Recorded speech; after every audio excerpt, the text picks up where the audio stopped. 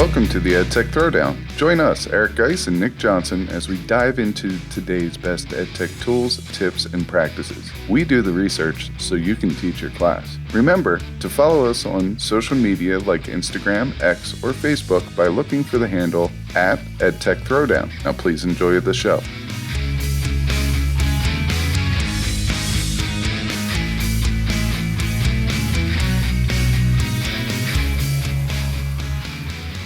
Welcome to the EdTech Throwdown. This is episode 189 called AI in Education, Friend or Foe. In this episode, we'll give you our annual State of Education address as we explore the hot topics in EdTech right now. We'll also debate the pros and cons of AI in education today. This is another episode you don't want to miss. Check it out.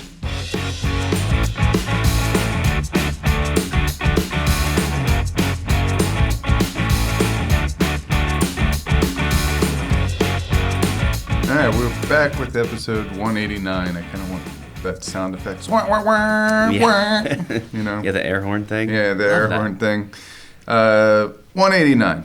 So we do this type of an episode once a year. It's kind of like us just checking in on what's going on in education, the big ticket items, and we try to shed some light and pass out some information based on what that is. All right, so usually what we do is we do some research, we gather some hot topics. There's usually a research article that is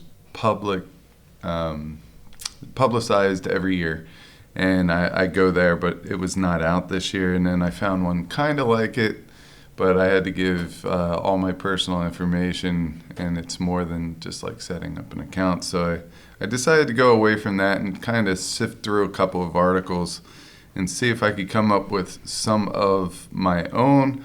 I did find one article that I really enjoyed. It's called The Top 9 Trends in Educational Technology to Watch in 2025. And Nick, I think you know who that's by. Yeah, there's a website that I've never seen before, and I don't know how to say it. I'll spell it DIROX.com, DIROX. Don't know who these people are, but this is a great article. They listed in total nine things. We're not going to get into all of them, but just I think it really did a good job of encapsulating what's happening right now, which I appreciated because I haven't really been sure where education was going to go next in terms of technology other than AI. Obviously, everything is focused on artificial intelligence right now. And we're going to address that in a big way in this episode too. But I think what this article did really well is it didn't cater to that necessarily. Some of the 9 things that they listed go back to stuff that's been happening for the past 10 years, like just blended learning. Still a thing. We talk about it often on this show, and they listed that as one of their top 9 trends, as something that's not really going away. Just a really good summary. So we're gonna pull out at least some of those 9 things. And if you wanted to check out the full article, you could Google it. It's called Top 9 Trends in Educational Technology to Watch in 2025 by DIROX.com, or head to our show notes for episode 189, and you can just click on the link at the top of those notes. Yeah, so in this article, as Nick said, there are several things listed here. We just pulled out a couple. Just wanted to kind of shed some light on some of the things that are coming around. And what I notice each year when we do this is that oftentimes it's the same stuff, but they just call it something different. And there's a little bit of that in this article, but they have a neat little take to it. So just to go through a couple of these, you have AI and personalized learning. So that's nothing new. We've been doing AI for a little under 2 years on a larger scale, longer than that on a smaller scale. And personalized learning has been around for a long time, but it did trigger a conversation that we could have, which is, let's think outside of the box a little bit. How can we push the envelope with AI to get students to advance it in the right way?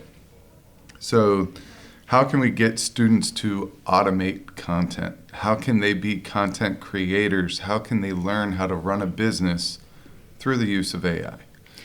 Yeah, and that's, one thing that's really cool about that is, it's not just saying AI is happening in education, but it specifically references that personalized element. I mean, you mentioned the content automation, running a business, that kind of thing. I'll take it in a different direction, more on the teacher side, and that is one of the things AI really allows you to do is take something you have right now, but differentiate it and personalize it for individual student needs, which in the past, honestly, flat out impossible, because who has the time to do all those personalizations? But now, with artificial intelligence, it gives you that time back, because you can just ask, ChatGPT or whatever LLM you're using to do it for you, incorporate that for you. Even stuff so far as today, you can expect us to do at least an entire upcoming episode on something called Canva Code. That's part of Canva's new release. You can have Canva's AI code for you specific apps, games, forms, like literally whatever you can imagine. Just describe it. Canva codes it for you, and then you can post that code as a functioning app. So let your imagination run wild there, and then tie in what this article talks about, personalization. So you can, within that, simulation that you just had it code, you can have different versions of it depending on the students in your class. It's a crazy world when it comes to AI and personalizing learning for kids, and I just think it's so cool. Another one that we like that this article brought up, or brought back, should I say, is this topic of augmented and virtual reality. They called it extended reality, or XR, which ties in all of those things combined into one. This is one of I think the earliest episodes that you and I ever did was on AR versus VR, right? Augmented versus fully virtual. They're pulling in, what's called mixed reality, which I'm not even quite clear how that would be different from augmented reality. But it's a huge thing. The main thing that's bringing this back into the conversation is the cost of devices, these augmented reality devices that students would say wear over their eyes. It's coming down big time. These things are getting much cheaper, much more affordable for a school to maybe buy, like a classroom set of these headsets, and then incorporate that with whatever kind of learning you might want to use for them, like interactive labs, virtual field trips, whatever it may be. Yeah, you speak of virtual field trips. We need to go back and take a look at Google Expeditions. I just looked at one this morning. The quality of these field trips, going to museums, going to iconic landmarks, things like that, I mean, it's just so cool. I can literally play all morning and probably be entertained all morning going to things that I normally wouldn't have gone to on the internet. Some of the zoo footage is getting better. All this stuff is getting better. So it's allowing us to go to places that we would never go to and get some of those experiences. I'm going to call it 1.5 experiences. So you're not actually there, but you kind of feel like you're there. So 1.5 experiences. I mean, I don't know what that really means, but it's early in the morning when we're recording today, so we're going to roll with it. I'm not even halfway through my coffee yet, and I need to catch up a little bit, but I feel like I'm getting there. Going with the first one, with the personalized learning, is the micro-learning. And, there's research out there that shows that kids learn better in micro doses. And now this micro-learning has, it's been around. We've been talking about chunking and micro-learning, and they use nano-learning now. So we're, going from a 5-letter prefix to a 4-letter prefix. But, if it works, it works. But what they're talking about is meeting the kids where their interests are. Now, as time goes on, students learn differently. We've identified that. We've done the one-to-one, but they're suggesting that any mobile device, so anything that you could get the internet on and carry around, the way to go is to make small chunks. Think TikTok length videos or YouTube shorts or something like that. That gives them a piece of information, and then you let them work with it. Now, I feel like teachers have been doing this. I don't think this is new. But I will say that I started doing Duolingo with my wife for Spanish. We just wanted to see if we could catch on. Duolingo is an awesome tool to get you to learn other languages. Now, am I retaining a lot? When it comes to speaking it, I couldn't do it. But I am retaining when other people speak it. I can pick up more words right now. And I'm still very new in the process. But I think micro-learning is a very powerful teaching style that if you use it in the right way, you should be able to get students up moving around. You should be able to gamify it. You should be able to get student buy-in, and hopefully that will enhance their learning experience as a whole. So using AI to help with these micro learning modules, micro learning segments, short, whatever you want to call it. I don't know what the right word is. I'm not going to try to find that right word right now, but what I'm saying is being able to put them in an experience that's going to allow them to build on smaller pieces might be the way to go. I know I learn and I'm able to connect one topic to the next topic if the topics are very specific. When we start bunching 5, 6, 7, 8 learning concepts in to one lesson and then we go to the next lesson, sometimes I struggle with coming up with the ties. So maybe micro-learning is the way to go. I think this is where it's at. Especially this is the first time I've ever seen the term nano learning. And I'm thinking like today's episode that we're recording, you guys can expect probably full-length episodes on any one of these topics over the course of 2025, because this is all cool stuff. But like, man, nano learning, it just appeals to me so much as a science teacher, where there's often this snowball effect where you teach one concept or skill and that leads to the next skill, which leads to the next one. It lends itself so well to this like swipe culture, right? Where there's a 60-second, say TikTok or Instagram reel, whatever it is. I watch it, scroll to the next one. Here's another 60-second little bite of information. I actually think that works really well with what I teach, and probably could work really well with what a lot of people teach. Also, as you pointed out, meeting students where they're at. That's the job of a teacher, right? You can't go in and teach the way that you think should work. You got to teach the way that actually works for what your population is used to. And if you don't do that, you're going to have a very difficult time and not get great results. And students today, short attention spans, they're used to only digesting things in these short little bites. So I think we kind of have to acknowledge that in micro-learning. I found an official definition for nano-learning, by the way. It says, like if you were to put it to a video, it doesn't have to be videos, it just has to be short. But in video form, this should be, at least according to this one source, 60 seconds or less. I saw another one that said 2 minutes or less, which is doable. You can convey a lot of stuff in 60 seconds or 2 minutes if done in an engaging way and done correctly. I don't want to go too far down that road. Just thought it was cool. But micro-learning, nano-learning, it's a thing, man, and I want to be exploring that myself. Sort of tied in with that would be edutainment and gamification. This idea of watching YouTube channels that are teaching you things, are educational, but done in a very entertaining way.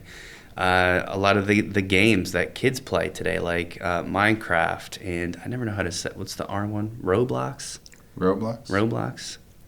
Pretty sure I've heard other people. My daughter hasn't started playing it, so I don't know how to say it, but I'm pretty sure it's Roblox. All of these things are educational and have education versions. Minecraft, is very well known, and I think we all understand the educational benefits of that. Roblox is a similar thing. So huge space there that's just been around for a while. Like, we've been playing games in class forever, but that world is just expanding now. And I'll tie Canva code back in, where once that becomes widely available, designing your own games that you describe and Canva makes for you. So you can add in that element to this too. So Nick is officially obsessed with Canva code. Can you tell? Has that become apparent yet in this episode? He doesn't usually talk to me until 10 a.m. and I've heard Canva code 15 times this morning. Blowing my mind. All right. That's enough for, that article and everything. Let's get into our main content for this episode. But before we do that, let's take a second to listen to our partners over at the Teacher Podcast Network. This podcast is a proud member of the Teach Better Podcast Network. Better today, better tomorrow, and the podcast to get you there. You can find out more at teachbetter.com/podcasts. Now let's get back to the episode. All right, let's get into the main content of this episode, which is kind of like our debate. It's a pseudo debate. We're not going to actually debate. We're just going to identify 7 different points. Nick will take the pros. I'll take the cons. We'll just read them off, and then we're going to kind of give you our short take on this. And we would love to hear what your takes are on this as well, whether that is through on Twitter, or X, on Blue Sky, whatever it may be. But we would love to get some interaction on your thoughts about AI, where it's at now, and is it a friend or is it a foe? All right, so let's hop into the first one. The first one is using AI for tutoring systems. All right, so what does that mean? It means using it to help students get the information they need on their time, or maybe it's even as a second, teacher's aid in the classroom. All right, so Nick, do you want to go ahead and list the 2 pros? Yeah, sure. I'll do the good side of this first, and maybe I will take a side on this one because it's tough for me to see a downside to AI as a tutor if the students are using it appropriately. It just sounds like a win-win to me. One of the pros, of course, is that the personalized learning that the student then gets is a perfect no. Is a student talking to a chatbot as effective as talking to a real human? No. Nobody's saying that it is, but it is a way to ask questions and get answers to specific questions or one-on-one help that might not otherwise be possible. And to me, it's just a no-brainer. I was just showing my AP Chem class how they could do that using ChatGPT for AP prep, test prep, right? Here's a question I don't understand. Don't just put it into ChatGPT and ask for an answer. Ask it to explain how to get that answer. Can you break this down into bite-sized steps for me? Whatever it may be. And I could tell a lot of them just hadn't thought about it in that way, because to most kids who aren't in this world like we are, they just see it as a place to get answers. Same as if you're Googling answers to something, right? But it can be so much more, and I think they liked that it could be used for learning. So that's a huge pro and a giant one. Also, obviously, a second pro would be just the time-saving aspect for re-explaining basic concepts, right? Something I teach at the beginning of a unit that the students need to keep using, but I don't have time to keep restating and reteaching. Your AI tools can be there to support students with that need. So you could say at the beginning of a lesson, okay, guys, to do the type of calculation we're going to do today, you have to remember how to convert grams to moles using molar mass. At the top of the worksheet is a link to a chatbot in School AI that I created that'll help you help refresh your memory on that if you need that support, whatever it may be. So time-saving, personalized learning, 2 gigantic pros. This is a win-win for me. I'm not sure what the cons even would be for this. Well, first of all, I like how you used kind of a pro for student learning, and then you also went for a pro for teacher productivity, I guess you could call it. So I'm going to go cons here. For student learning, it could be over-reliance on AI help. So basically, students are going to the bot for everything, not just when they need help. They want the answers for everything. So it turns into a glorified search engine, in my opinion. So kids type in how to write a thesis statement. Okay, if they know how to write a thesis statement, then maybe the next thing they say, how do you write a thesis statement about gas exchange? In yada, yada, yada, give more specific detail, and it kicks it out. So they're not thinking critically. That could be one argument. And for the teacher productivity kind, is it's misaligned with the curriculum. They're getting AI generation that is not tailored to the needs of the classroom. So really, those are the two that I could see as a con, but I can also see an easy fix for both of those. First of all, you teach students how to write prompts, and these prompts have to be written in a certain way that's going to help them in the learning process. So it might take a lesson or two to learn how to do that, or maybe you might have to model this. All right, and that is perfectly okay. For me, I want students to be able to make connections to different things. So I'm thinking about a lab write-up. I want them to make a connection between that hypothesis and the data. And I want them to be able to understand the why behind all that and the connections behind all that. And with teacher productivity, we've always talked about an 80-20 or 90-10 rule, where you allow the AI to do its thing, and then you go back and you correct or personalize the material to fit the needs of the classroom. So I could see all these cons as a con, but an easy way to correct that con. But I guess some of the tools that we would use for this are Conmigo has a nice kind of like chat bot. What is it, Elena? Is it Elena in Conmigo? Conmigos? I didn't even know it has a name. There's a kind of like a chat bot or a tutor bot in there. Scribe and ChatGPT, all as study helpers. So that was the first topic. You could throw school AI in there because the teacher, especially school AI sidekick, because you can design that yourself as the teacher and then share that room with your students.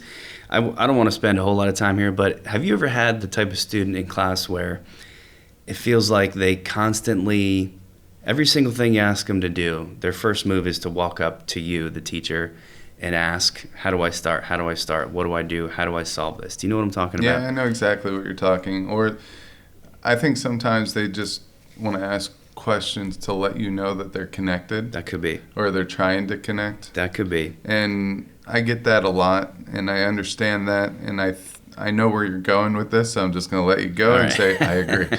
Well, it just occurred to me, I'm glad you brought up this idea of over-relying on AI, because it's the same problem of that student we just described, where their first move is to go to the teacher and ask for help, check for help. How do I start? Is this the right way to do it?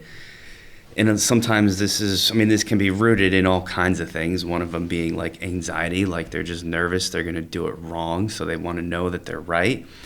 That is the human version of, rather than over-reliance on the teacher's confirmation, they can now over-rely on AI. It's the same thing, and it's definitely an issue to be aware of. I don't have some magic solution for this. I'm just pointing out that I just this moment kind of realized they're like essentially the same problem, except now with AI, it's just more easily available to lots more students. So something to be aware of as a teacher for sure.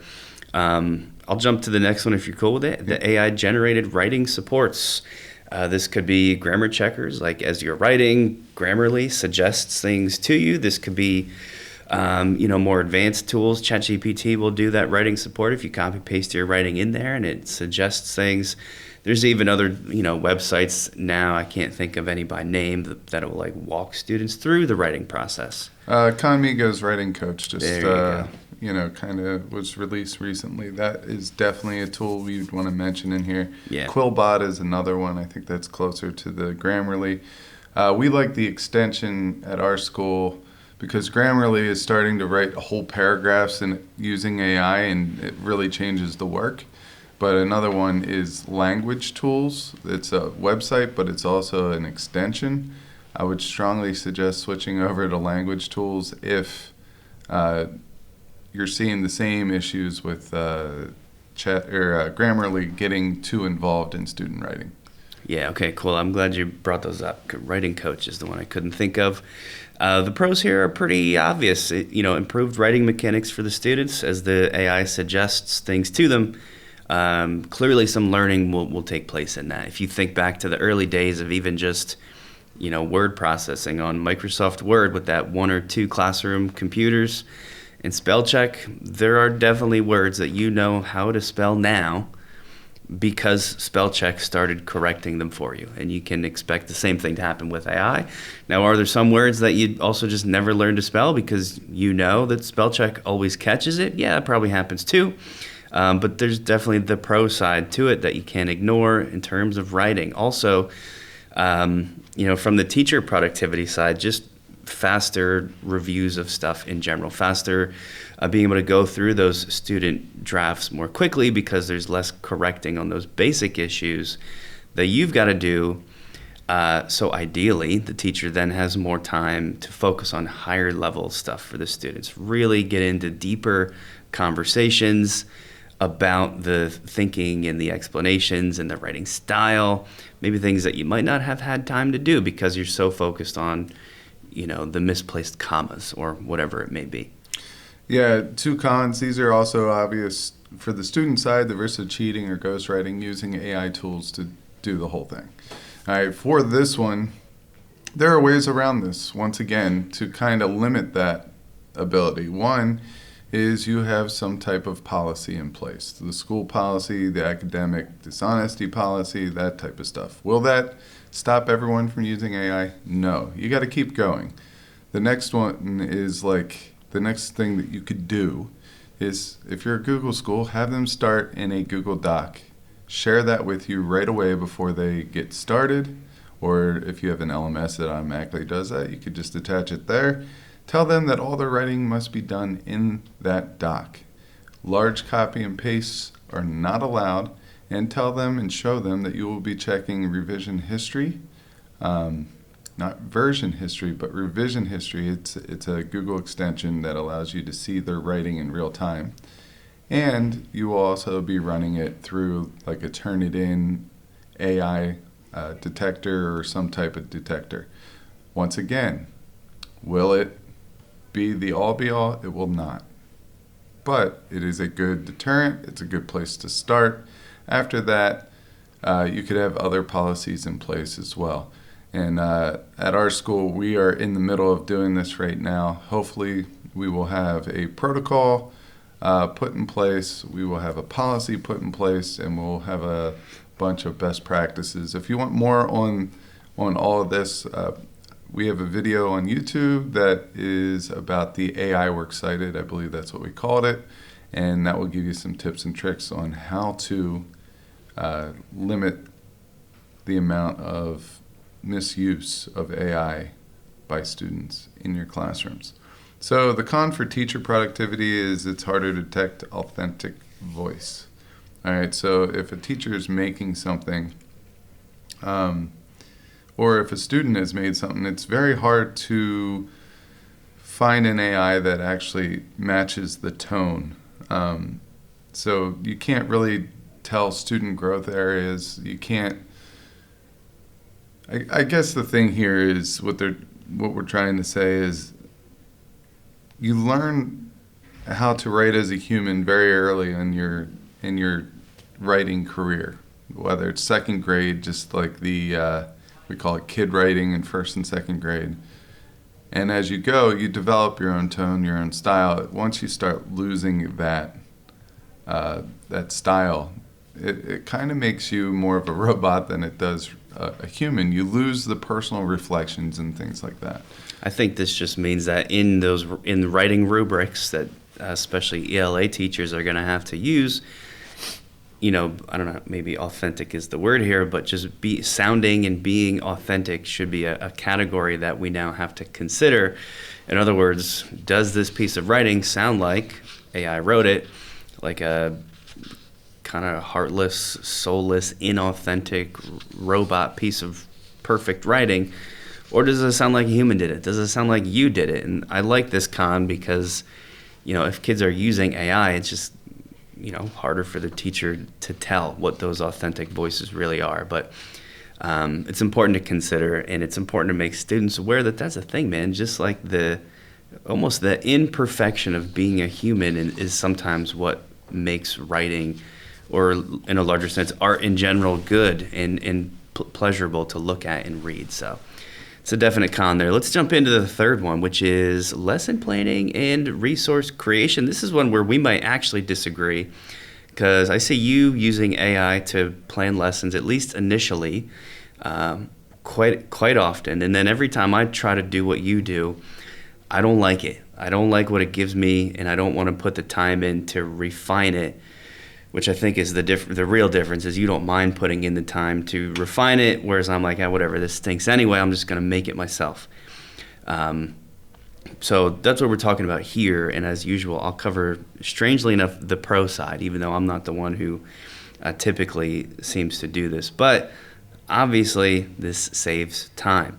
Just be careful, though, as I said, not always as much time as you think, because of what you have to spend refining the original AI output so it matches what you want. Still probably is faster than you making it from yourself from scratch, which is maybe just something I need to accept. But it's a definite pro is the time-saving aspect.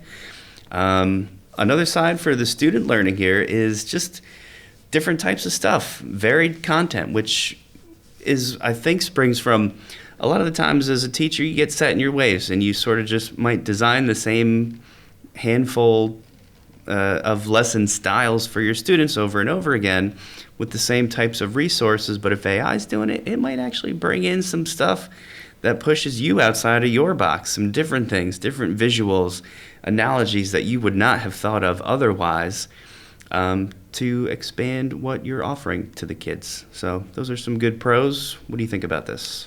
Yeah, I think you see me using it a lot to get organized, because it's, right. My brain is it's like kind of a modern art masterpiece. The little mouse on the wheel that's going round and round, it's a painter, and it just likes to throw paint everywhere, sees what sticks.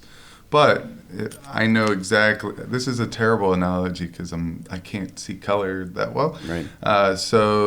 But I know exactly where each color is, even though I don't. All right, there we go. So I spit that out there very, very poorly, but we're going to roll with it.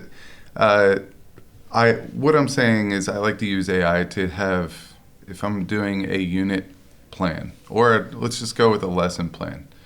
All right. I like the AI to spit out the objectives. I like the AI to spit out the standards, things like that. The stuff that, like, I've been in this game for 20 years now. So 20 years of teaching, I know my content. What I don't know to this day is the exact standard number and things like that. I know what needs to be covered. The minutia stuff that isn't really important. It's making sure that you get the standards covered. That's important, but knowing what standard it is and where it falls within that standard or right. Those standards, not important. So I like to use it for that. And then what I like to do if I'm doing the unit plan is I like to build out each lesson. And I use AI to help me organize the stuff, but when it comes down to the learning activities, I do those on my own. Now, within those learning activities, I could also use AI because I'm a big story guy. I love to teach through stories, through metaphors, through things like that. So I may ask for different examples, so not every kid is getting the same experience. Maybe I know I have NASCAR fans in there, so I want one tailored towards that. I like making prompts. I consider myself a pretty good prompt engineer. And when I write out a scenario, I love using certain prompts to say, hey, change this up so instead of a NASCAR driver, it has to do with the theater, or it has to do with a musician or something like that. Checking out the outputs, and then having different options available for different students to kind of meet them where they want to be. So I do love that. But I think I'm supposed to do the cons here, right? Yeah, we're arguing different sides. That's okay. So for the teacher productivity is quality and accuracy concerns. So AI isn't perfect. We know that. So fact check it. And if you are good enough at your content, if you're comfortable enough at your content, knowing it, you should be able to identify that. Plus, after a while of using AI, you kind of understand where the AI really struggles. For example, Roman numerals and AI just doesn't go together. It doesn't pick up on it. So double check your materials often. The other one is the one size fits all, but I just showed you a way to go against that. Write one good one. Write one good prompt that allows you to change that good scenario into a different scenario very, very quickly. All right, so I think that's enough said for that one. Let's go into AI for feedback and assessment. GradeScope, ChatGPT, rubric-based review. Snorkel is one that I'd like to add to the list because I really like that one. But for this AI feedback and assessment, nothing beats quick feedback. Students who have to wait for feedback a couple of days to get something back, they lose that learning experience. It becomes foggy, blurry, and there are learning opportunities that dissipate because they don't have what they need to let them know that they're on the right track. All right, so a student con would be shallow feedback or not timely feedback can really just like halt the learning process. The teacher productivity side is there's a false sense of accuracy. There are some teachers that say when I use AI to give feedback, I feel like I'm not doing my job, and it's less. They have less job appreciation or worth, or they just feel like they're a poor substitution for AI rather than AI as a substitution for a teacher's time. So those are the two cons there. I've seen that with our teachers who have adopted the flipped classroom model very heavily. They sometimes feel like they just go to class and don't do anything. They just sit there while the kids are watching videos. And my response to that is, don't just sit there, right? You need what that should allow you to do, and this is one of the flipped classroom selling points. You got to be out there with the kids, checking in on them, mingling. Like if you choose to go in and just sit there, then yeah, for sure, you're going to feel that way. But the idea of is that it's supposed to free you up to help kids individually. And this is, all this AI stuff, I think, is the same thing. Like you can let it replace you and you just sit there, or you could get up and go, start interacting, calling kids up one at a time, just do little check-ins, whatever it may be. So that kind of depends on how the teacher approaches it.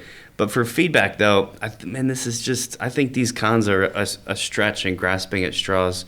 As you said at the top of it, there's nothing better than immediate feedback, and AI is the only way that's possible right now, where a kid, like literally as they're typing, or with Snorkel, as they submit their video with their handwritten notes on a picture, within seconds, it tells them what they did wrong. Short of you, the teacher, sitting with a kid one-on-one and like tutoring them, it's just not possible on a large scale to your whole class. So this is just hugely on the pro side, as well as just these, the loop of here's some feedback, fix it, come back again. Here's some more feedback that's more detailed and refined, go back again. These loops, right? These feedback loops just get faster and faster and faster. So speed's the name of the game here. And this is just basically all pro side for me.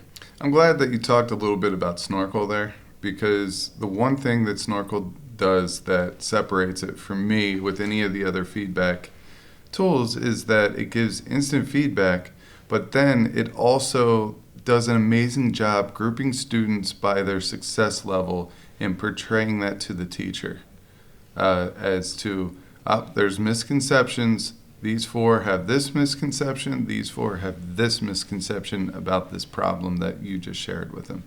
So I do love me some Snorkel. I'm not good in the water, but that's not gonna deter me from using a snorkel. Right. I love the analogy there, and I also am enjoying picturing you trying to go snorkeling. Yeah, I did go once, and I lost my flipper halfway through this turtle expedition. We were looking for sea turtles, And did you know if you only have one flipper, you kind of go in a circle a lot? Yeah, it happens. He sinks like a stone, everybody. Yeah, I do sink like a stone.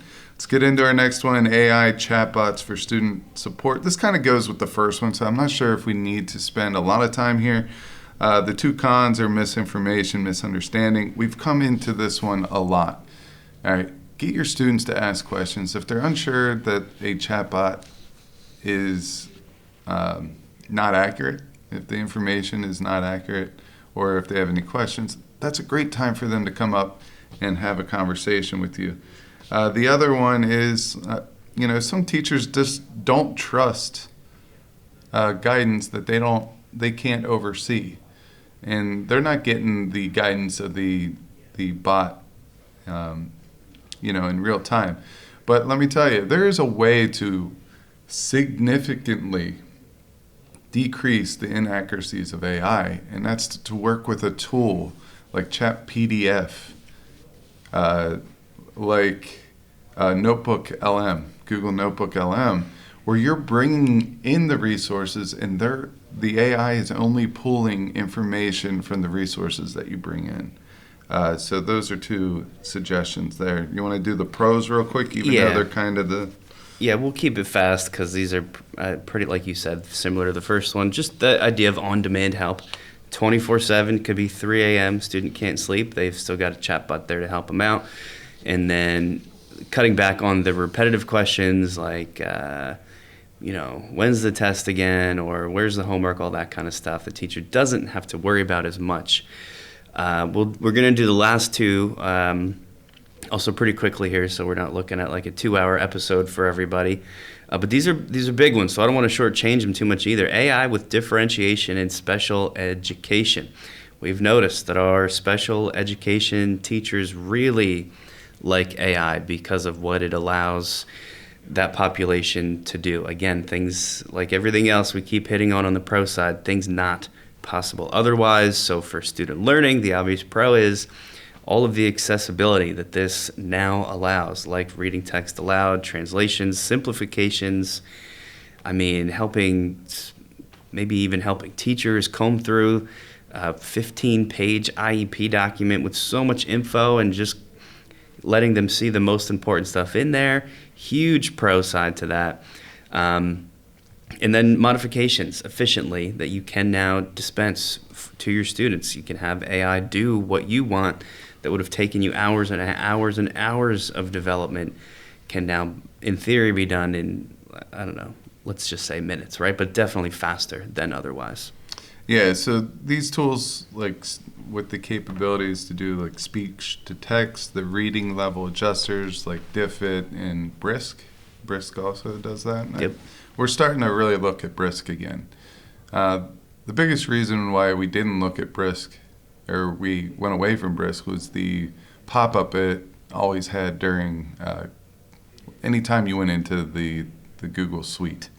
But since then we've found ways around that, and Brisk is now becoming one of our go-tos for certain things. So that's one that I wanted to include in here. But any of the IEP support tools, I know that they're like Magic School and EduAid and Teacher Server, and all those have these AI prompts that are used with ChatGPT in the background that will flush out some pretty good stuff. Just remember, when you're using student information like an IEP to take all their identifying stuff off of there, I know we preach that at our school. I'm sure that's kind of the norm, but if you're a new teacher and you're not quite familiar with the IEP process and everything like that, just make sure that all student information's off of there. The two cons: reduce human interaction, and that is on the student side. The teacher side is there's unclear boundaries around use. I kind of just told you a couple of those with the limiting the personal information and stuff like that in special education. But I absolutely love AI for differentiation. It allows you to not only differentiate for your students, but it also allows, like, for example, if you know that one class is more of a visual learning and the other class is more of a reading type of learning, class. Or if you want them to choose which way, you don't really care because you just want them to show mastery of the skills. You can make 2 tests and say this one's more visual, this one's more reading. You choose. Like, that's pretty cool in my mind. It's amazing. I would go with the pictures all day. Right. All day long, I would do the more visual stuff. So, I mean, there are several different ways you could differentiate your learning using AI. I'm a big fan of that. Like I said, get one that you do very well. Write a prompt that's good, that's going to change that, and work with it. You said differentiating tests or assessments to have different versions. How about like projects? Like, here's a ChatGPT, here's a worksheet that I put together for, not a worksheet, but like a project description to make a poster. Can you modify the instructions so that everything is exactly the same, but allows gives instructions for students who want to do a digital version or who want to make a slide, right? Like, just the options that you can provide are off the charts, and that's a hugely important thing. We're going to do now our last one. I think it's the perfect way to end it, which is the idea of AI with digital literacy, because no matter which side you have fallen on with these pros and cons, if you're an AI hater who thinks it's going to end society, or if you're a fully AI embracer who thinks, no, this is going to unleash human potential, or any of those places in between, regardless of all that, it's here to stay. You know, the Pandora's box has been opened, and you cannot put it back in. Wah, wah, wah, wah, wah, wah, wah. There you go. So, like, you gotta build it into your education. Students are going to be in this world. Bill Gates said a couple weeks ago that within 10 years, we will not need teachers anymore. Mark Zuckerberg says within 6 months we won't need coders anymore. Nobody knows if any of that is true. But I can tell you what's true is people working in the world starting now and forward and increasing the longer, the farther out you go in time, AI is going to be more and more and more of a thing. So we have to educate kids on it. So a huge pro in terms of that is that if you're building it into your class, kids are learning about it. They're learning about prompt writing. They're learning about how AI functions and its limitations. They're building those future-ready skills because this is their future, for better or worse. It's what they got. So we need to help get them there. Yeah, I agree with you. One thing I want to say to all the people out there that are saying that AI is decreasing critical thinking, I think it's just shifting the way that we critically think. All right, if you're using AI, you're going to there are so many different prompts that you could throw in to get an output. But the thing is if you think critically, if you think how to write the most glorified prompt that's going to help give you the information that you need closest to the format in which you need it, that's critical thinking. You're thinking critically through that, and your problem is, your question is, what is the perfect prompt for this assignment?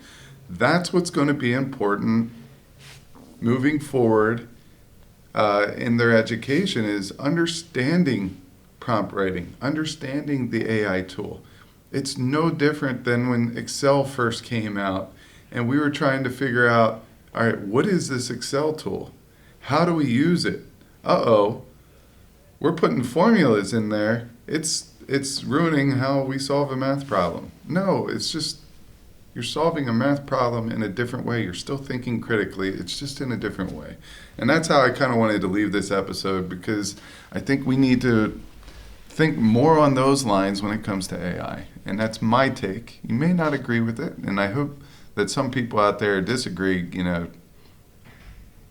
Leave me a comment. Let me know that you do not like the way that I think, and that's perfectly fine. I would love to continue this pseudo debate online.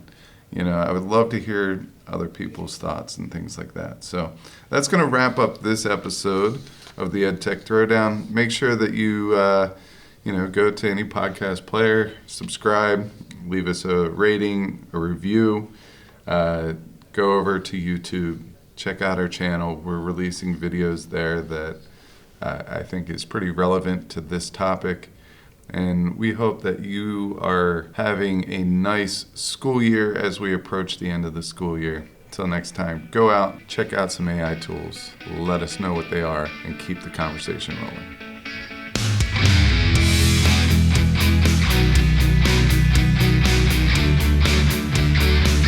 Thanks for listening to the EdTech Throwdown.